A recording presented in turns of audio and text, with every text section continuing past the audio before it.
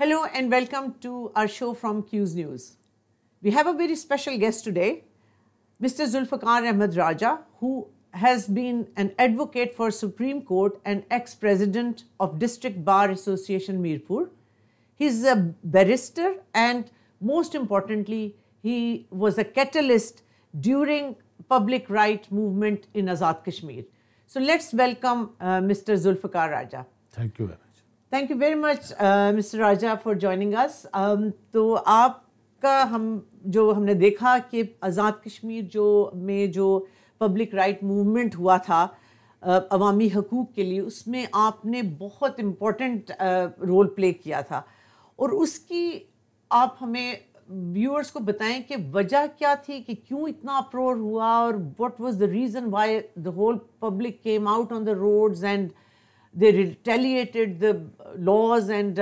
so much happened. So we watched it on media. तो आप बताएं कि what happened and what resulted in all this movement. सबसे पहले तो मैं क्यूज़ चैनल का और मैडम अमेरा सुहेल आपका शुक्रिया अदा करता हूं कि आपने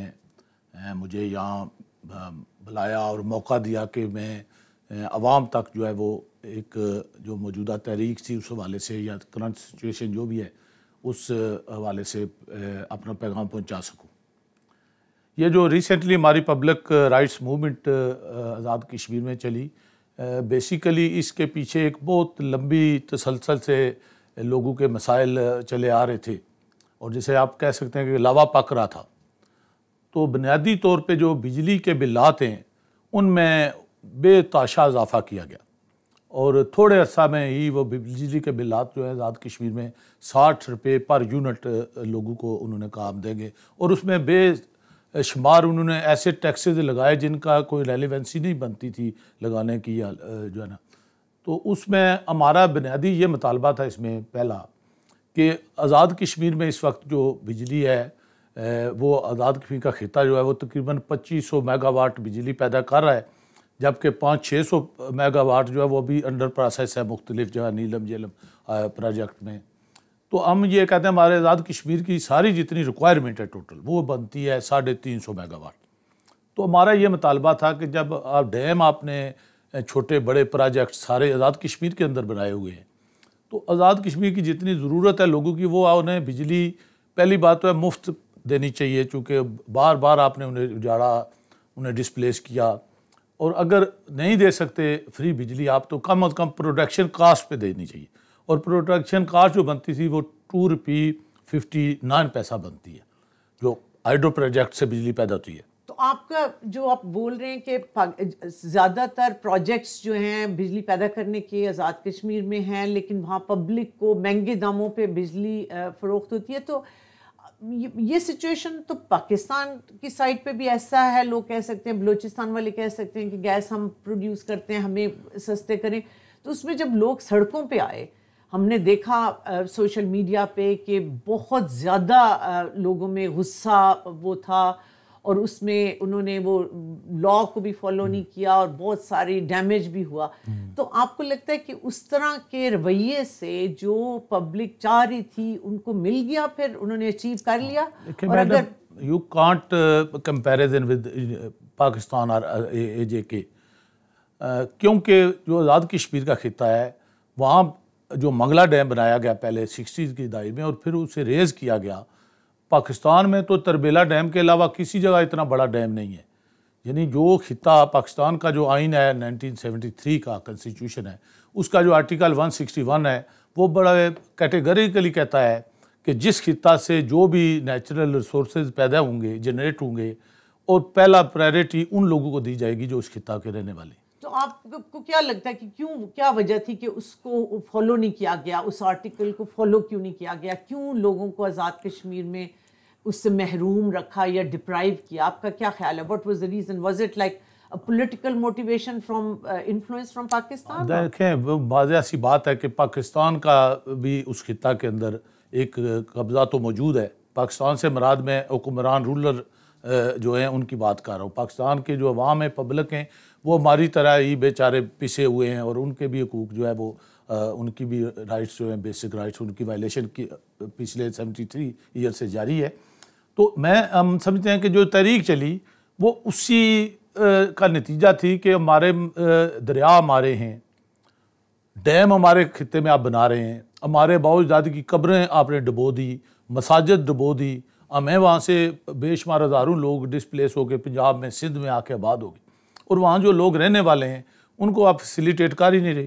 اور پھر دوسرا ہمارا یہ تھا آٹے کی سبسڈی کا مسئلہ تھا، ہمارے دریاؤں کے پانی سے پنجاب کی زمینیں سیراب ہوتی ہیں، ٹھیک ہے، پنجاب کے لوگ، سندھ کے لوگ، محنت کاش مزدور ہمارے بھائی ہیں، ان کو بھی ملنا چاہیے، لیکن ہمیں ہی آٹا آپ اتنا مہنگے داموں دے رہے ہیں، جو گندم ہمارے پانی سے زمینیں زرخیز پیدا ہوتی ہے۔ اور یہ تحریک میں بہت سارے، اور ہمارے چارٹر آف ڈیمانڈ میں 14 ہمارے مطالبات تھے۔ تو آپ کو لگتا ہے کہ جو لوگ پبلک کی جو ڈیمانڈ تھی اس کو پھر سنا گیا اور وہ واقعی جو وعدے کیے گئے وہ پورے ہوئے کہ وہ بس کاغذی اس میں تھا؟ دیکھیں، پہلے تو جو ہماری ڈیمانڈ تھی وہ حکمرانوں نے کوشش کیا لنگر آن کیا جائے، چونکہ ہماری جو تحریک تھی وہ ایک خود رو تحریک تھی اور مختلف سوچوں کے لوگ اکٹھے تھے، کوئی ایک آرگنائز طریقے سے ایک پارٹی نہیں چلا رہی تھی یا ایک سوچ فکر کے نظریے کے لوگ نہیں تھے وہ، تو انہوں نے سوچا اسے لنگر آن کریں گے اور اس میں توڑ پھوڑ پیدا کریں گے، جو کہ انہوں نے ایک 8-9 ماہ جاری رکھی، میٹنگ ہمارے ساتھ ہوتی رہی اور میٹنگ سے پھر وہ بٹرے کر جاتے رہے، آگے پیچھے ہو جاتے رہے۔ لیکن اب ہم سمجھتے ہیں کہ انہوں نے نوٹیفیکیشن کیا ہے 3 روپے پر یونٹ کا ہمیں انہوں نے کہا ہے، اور اسی طرح آٹے کی میں سبسڈی جو دی گئی ہے وہ 3100 روپے من آٹا تھا جو 1100 کم کر کے اب 2000 میں دیا گیا۔ ایک رٹھیا رام برج تھا ہمارا میر پر میں جو 20 سال سے مکمل نہیں ہوا، 90% ہمارا سیل سبا، وہ جو ہمارا پروجیکٹ ہے وہ 90% مکمل ہے پل، اور ڈیم ریزنگ میں ہمارے ساتھ وعدہ ہوا تھا کہ یہ پل بنایا جائے گا جس سے ہمارا کافی سارے علاقوں کی جو آمد و رفتہ آنا جانا وہ شارٹ ہو جاتا ہے، تو لیکن 10% 20 سال سے نہیں بن رہا، وہ بھی ہمارا مطالبہ ہے، وہ بھی انہوں نے وعدہ کیا ہم تھوڑے عرصے تک کریں گے۔ ٹیکسز کے معاملات ہیں، میر پر میں ٹیکسز جو پراپرٹی کے بہت زیادہ لگائے گئے ہیں، ہمارا ذیلی کنبہ جات کا کہا گیا تھا کہ ڈیم جب ریزن کا معاملہ تھا تو جو ایگریمنٹ تھا اس میں باقاعدہ موجود ہے کہ ذیلی کنبہ جات سے مراد یہ تھی کہ ایک کنبے میں اگر 5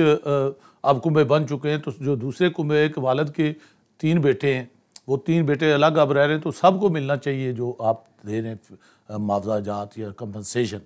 تو وہ خاصی حد تک ہمارے مطالبات پورے ہوئے ہیں، کچھ پورے ہونے جا رہے ہیں، لیکن سب سے بڑا جو میں سمجھتا ہوں اس تحریک میں جو فائدہ ہوا ہے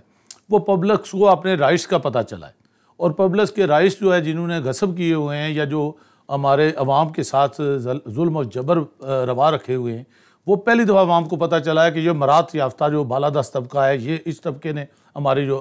حقوق ہے وہ غصب کر رکھے۔ تو وہ تو ایک صحیح بات ہے کہ سب کو پتہ ہے کہ یہ جب تک یہ اس طرح کی تحریکیں نہیں چلتی، اوپر والے جو آپ کے رولرز ہوتے ہیں یا لیڈرز ہوتے ہیں ان کے تو کچھ اثر نہیں ہوتا، لیکن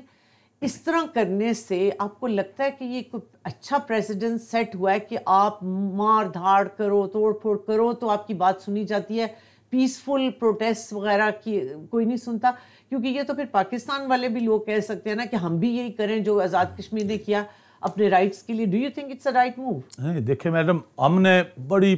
پیسفل پوری موومنٹ رکھی ہے، ہم نے کسی جگہ کوئی وائلیشن نہیں کی، مار داڑ نہیں کی،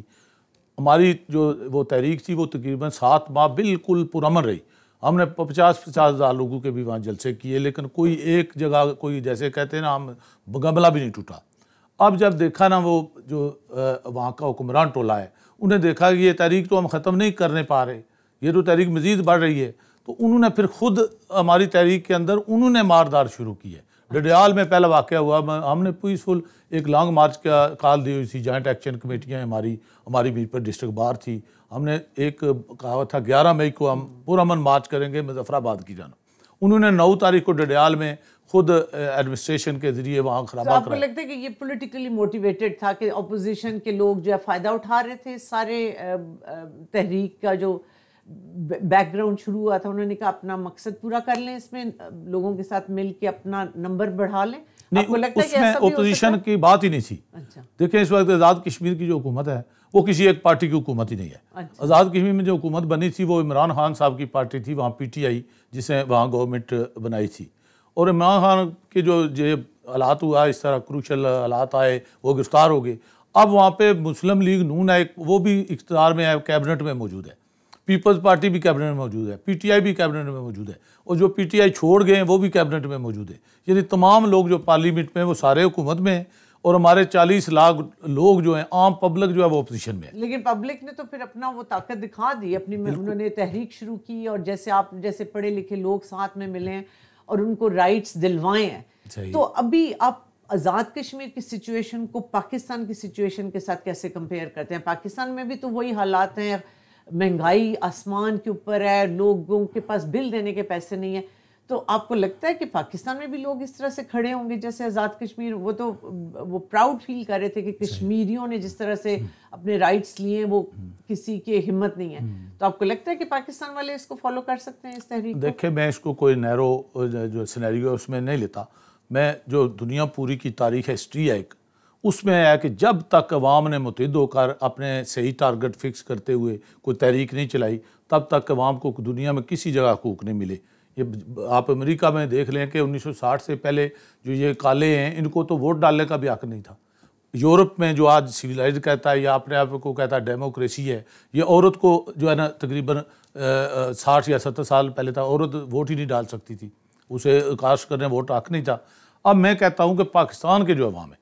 وہ ہم سے بھی زیادہ معصوم ہیں اور مظلوم ہیں، اس لیے کہ ہمیں پتہ تو ہے ہم پہ یہ قوتیں قابض ہیں اور انہوں نے قبضہ کر کے ہمارے حقوق غصب کر رکھے. پاکستان کے سادہ لو عوام کو اب میجارٹی جو ہے ان کو یہ پتہ ہی نہیں کہ جن کے آپ نعرے زندہ باد کے لگا رہے ہیں، انہیں الیکٹ کر رہے ہیں، ان کی پارٹی کو فنڈ دے رہے ہیں، وہ بیسیکلی آپ کے طبقہ کے لوگ ہی نہیں ہیں، وہ تو ایک بالادست طبقہ ہے، ان کے مفادات ہی الگ ہیں آپ سے. بالکل، وہ تو ایک مطلب ایک کامن نالج میں آ گیا. لیکن آپ کو لگتا ہے کہ جیسے آزاد کشمیر میں جو ہوا ہے، اب یہ تو کامن نالج ہے کہ آزاد کشمیر میں ایجوکیشن کا rate is much better than Pakistan. تو آپ کو لگتا ہے کہ education has played a main role کہ جس کی وجہ سے لوگوں کو احساس ہوا ہے کہ ان کے رائٹس اتنے عرصے سے جو ہے وہ ان کو نہیں مل رہے اور اب وہ کھڑے ہوئے ہیں اور اکٹھے کھڑے ہوئے ہیں؟ اس میں مطلب سب لوگوں کا موٹیو تو ایک ہی تھا کہ اپنے حقوق کے لیے جدوجہد کرنا. تو آپ کو لگتا ہے کہ ایجوکیشن نے بہت فرق ڈالا ہے؟ یہ آپ کی درست بات ہے کہ جو لٹریسی ریٹ ہے وہ کمپیریٹیولی آزاد کشمیر میں زیادہ ہے، لیکن کچھ چیزیں جو ہے نا ضروری نہیں لٹریسی ریٹ ہونا یا تعلیم ہونا علم ہونا ضروری باتیں ہیں، لیکن کچھ انسان جب عمل سے گزرتے ہیں، بے شک ان کی زیادہ کوئی کوالیفیکیشن زیادہ نہ بھی ہو تو ایجوکیشن بھی نہ ہو، اس کے باوجود جب وہ عمل سے گزرتے ہیں کہ ہماری تیسری نسل کے ساتھ یہ تھرڈ جنریشن یہ ان کا ظلم و جبر برداشت کر رہی ہے، تو وہ ایک مرحلے پہ اٹھ کھڑے ہوتے ہیں. پاکستان کے اس وقت جو حالات ہیں وہ بہت ہی اس لحاظ سے لوگ بہت مایوس ہیں، ان کو اپنا کوئی فیوچر، آنے والی نسلوں کو کوئی فیوچر نظر نہیں آ رہا. وہ لوگ آپ کا خیال ہے زیادہ ڈرتے ہیں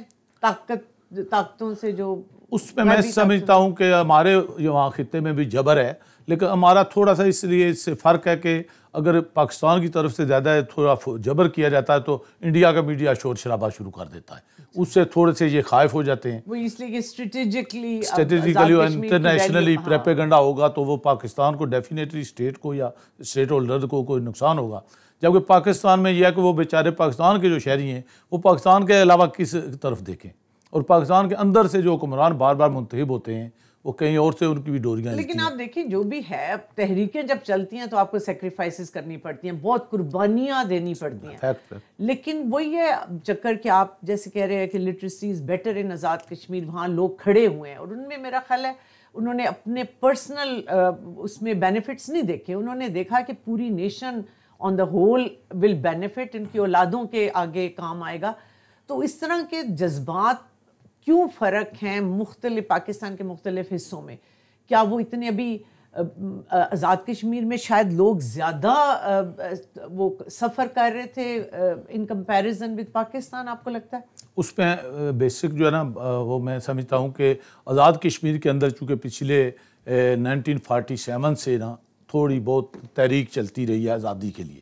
اور جو تحریکیں جب چلتی ہیں تو سیاسی شعور ڈیفینیٹلی لامحالہ بلند ہوتا ہے. تو ہماری وہاں پہ تو اسٹوڈنٹ تنظیمیں تھیں، بالخصوص ایک نیشنل اسٹوڈنٹ فیڈریشن تھی اور دیگر جتنی بھی پارٹیاں تھیں نیشنلسٹ جن کے ساتھ باشعور لوگ جڑے ہوئے تھے، یہ کافی عرصہ سے تحریک آزادی کشمیر کے ساتھ جڑے ہونے کی وجہ سے سیاسی شعور وہاں زیادہ تھا.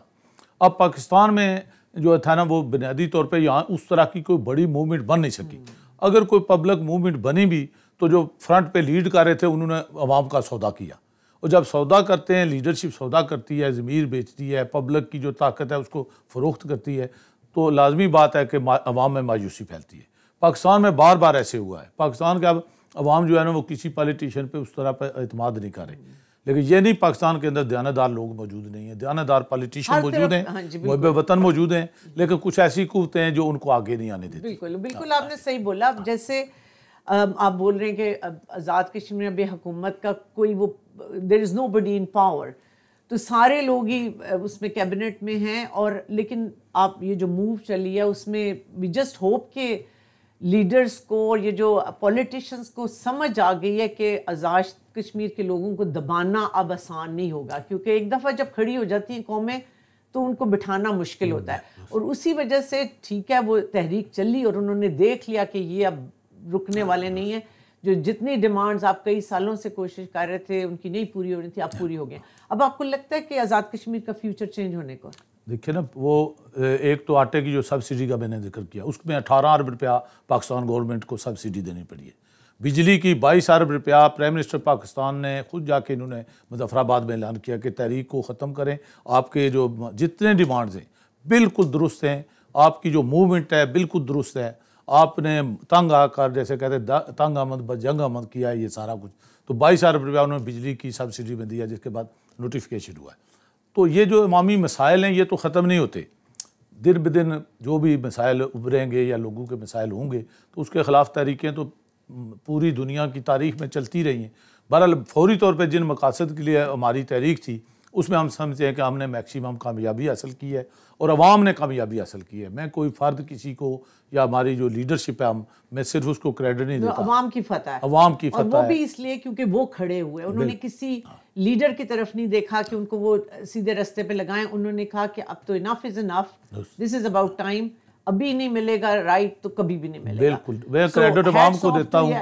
عام پبلک کو دیتا ہوں۔ اگر وہ ہماری طاقت نہ بنتے، وہ ہم پہ اعتماد نہ کرتے، وہ ہمارے فالورز نہ بنتے، ہم نے جیسے انہیں گائیڈ کیا اس طرح اس تحریک کا وہ حصہ بن کے اپنا پوری طاقت نہ لگاتے تو ہم کسی صورت کامیاب نہیں ہو سکتے تھے۔ Absolutely. Thank you ever so much, Mr. Zulfikar. آپ کی it was an eye opener for us as well, کیونکہ a lot of times you see کہ پاکستان کی بات کرتے ہیں، Azad Kashmir is always like